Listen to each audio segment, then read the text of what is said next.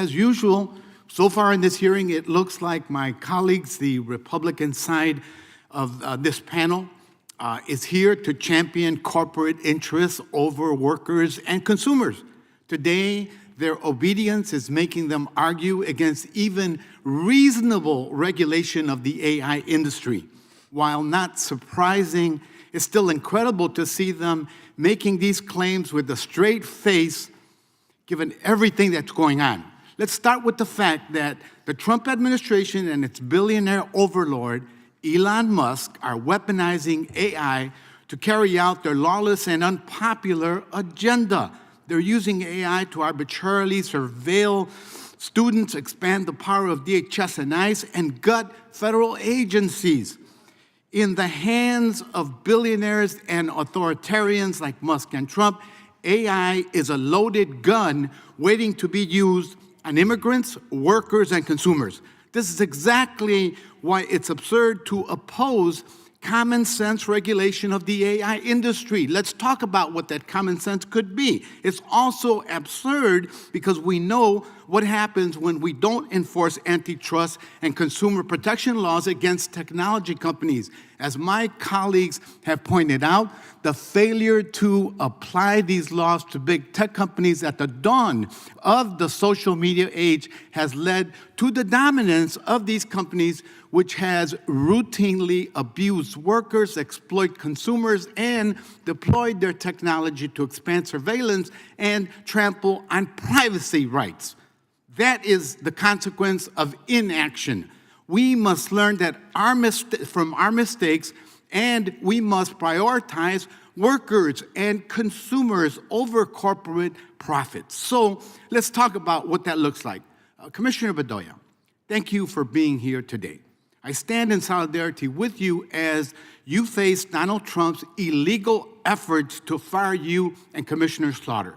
But can you talk about the competition between AI, if it exists, and workers, and the implications for labor rights? Sure. So, I was down in Biola Battery, Alabama, a couple months ago, and there was a case from Pascagoula, which is right near there, of a call center worker who had a high school diploma, a single mom, and she had been able to take this job and find the middle class. She bought a house, nice neighborhood, great schools. And what was starting to happen is that there was this AI transcript that was being generated of her calls, but it was wrong. You know, people on the Gulf, you know, my wife's from Louisiana, have a different cadence, different accent slightly. And the AI-generated transcript was failing. And she would get docked for those errors. And one of the things she openly wondered was, because there was also other software operating that the workers thought was going to be used to replace them. She openly wondered, am I training my replacement?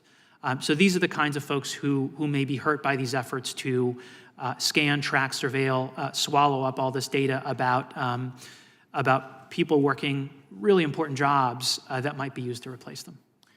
Thank you for sharing that. And based on your work at the Federal Trade Commission, what kinds of protections do you think are needed for workers if Congress were to act? So I've already mentioned the need for a workplace privacy law.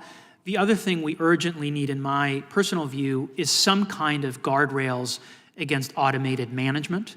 Increasingly, you're seeing allegations that people are getting fired automatically on the job because of the way they were tracked. Maybe it thought that they were just loafing around when they were actually going to the bathroom, when they were actually repairing the machinery on the warehouse floor. You also see instances where people are increasingly having their emotions analyzed on the job. This is another call center example. There was an AI that set off this emotion distress alarm anytime the caller at the end of the line started laughing.